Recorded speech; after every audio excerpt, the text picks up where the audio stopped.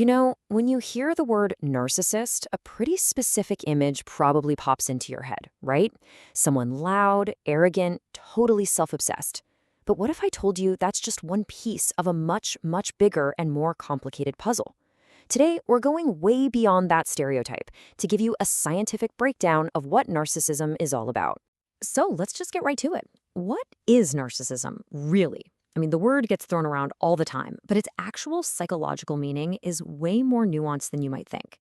We're talking about something much deeper than just vanity or a big ego. And here's the thing, psychology doesn't see it as just one personality type, not at all. Instead, research points to a whole spectrum with at least 4 very distinct profiles. Each one has its own set of motivations, behaviors, and its own playbook of manipulation tactics.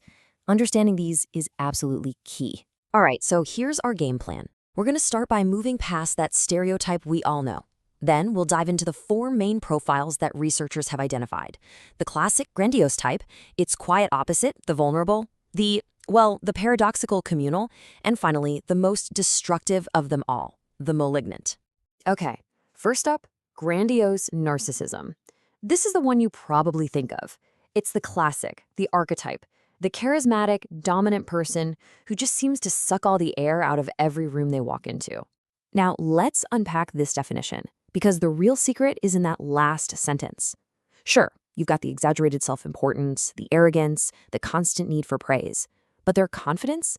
It's all built on what other people think. It's fueled by praise, status, and success. If you take that away, that whole larger-than-life persona can become incredibly fragile. And you can see how this plays out in some of their key traits. They're outgoing, they seek power. But look at that last point, because it's fascinating. Cognitive empathy. That means they can understand what you're feeling on an intellectual level, but they don't feel it with you. It's like they can read the playbook of human emotion, but they only use that knowledge to manipulate the game. A classic tool in their toolbox for maintaining that control is gaslighting. And this is so much more than just lying. It's a deliberate psychological strategy. The whole point is to make you doubt your own reality, your own memory, making you easier to control. This quote from the research really just hits a nail on the head. By twisting the facts, they make themselves the one who decides what's real. And if you dare to question them, you're not just wrong, you're crazy, you're unstable, you're not remembering things correctly. Okay, so now we're going to flip the script completely and look at the polar opposite, vulnerable narcissism. This is the hidden, the covert, the introverted profile that you would probably never guess is a form of narcissism. So, on the outside, a vulnerable narcissist might seem shy, maybe even a bit insecure or modest. But on the inside, they have the exact same grandiose fantasies. This deep-seated belief that they're special, but that nobody understands them, and that conflict between their inner world and the real world creates this intense hypersensitivity to any kind of criticism. So if they're not loud and demanding, how do they get that admiration they crave? Well, while the grandiose type demands it, the vulnerable type gets it indirectly, often by playing the victim. It's a way to draw out sympathy and attention from others. And their manipulation is much more subtle. Think emotional blackmail and guilt trips. A go-to tactic for them is the silent treatment. And let's be crystal clear. This is not just someone needing a little space. It is a calculated, passive-aggressive weapon. It's designed to punish and control you by communicating absolute contempt without ever saying a single word. And this quote just perfectly captures the power dynamic, doesn't it? The silence is designed to be so uncomfortable that it forces the other person to try and fix things, often by apologizing for something they didn't even do just to make it stop. It is an incredibly effective tool for control. All right, our third profile is, it's a real paradox. It's called communal narcissism. This is what happens when that deep need for admiration gets channeled through being a good person, turning things like charity and altruism into a weapon. So think about this. The communal narcissist's ego isn't fed by being the richest or the smartest. It's fed by being seen as the most helpful, the most compassionate, the most virtuous person in any given situation. Their entire sense of self-worth is wrapped up in this image of moral superiority.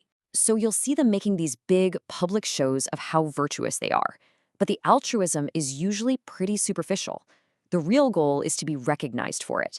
And if they don't get the praise they think they deserve, they get resentful. Every kind act creates an emotional IOU that they fully intend to cash in later. And this right here, this is basically their catchphrase.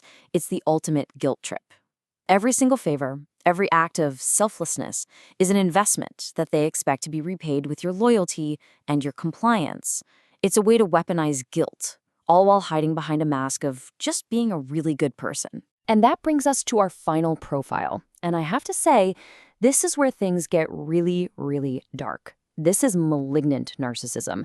Researchers don't just see this as another flavor of narcissism, they see it as a shift into deeply pathological territory. You can almost think of it as a destructive recipe. So, step 1, you start with that core narcissism, the grandiosity. Step 2, you add in antisocial traits, which means a total lack of remorse or conscience. Step 3, you mix in paranoia, a constant suspicion, seeing enemies and threats all around. And then, step 4, the most chilling ingredient, sadism, actually taking pleasure in the pain and suffering of others. And just to be clear, this isn't some new agey term. It has serious academic roots. Thinkers like Fromm and Kernberg identified this as a severe pathological condition. It's a concept used in clinical and forensic settings to describe people who pose a very real threat to others. And the hallmarks are frankly terrifying. That element of sadism is what truly sets them apart. You see, other narcissists might hurt you as a byproduct of getting what they want. The malignant narcissist enjoys hurting you. That cruelty, combined with their paranoia and total lack of conscience, is why this profile is so often linked to severe abuse and even criminal behavior. So, let's pull all these threads together. As you can see in this chart, while all 4 of these types have that core grandiosity, their methods and motivations are worlds apart. Look at how their source of self-esteem, what fuels them, completely changes their manipulation style, their public persona, and how they react when criticized. Understanding these different playbooks is everything. And let's be really clear about something. The goal here is not for you to go out and start sticking labels on everyone you know. It's about pattern recognition. It's about giving you the psychological framework to identify potentially harmful behaviors so that you can understand them and, most importantly, protect yourself from their impact. So that leaves us with one final big question to think about. We've looked at these 4 very different faces of narcissism, from the loud to the quiet, from the so-called good to the truly destructive. The question to leave you with is this. Now that you have this deeper, more nuanced understanding, how does it change how you think about and navigate your own relationships?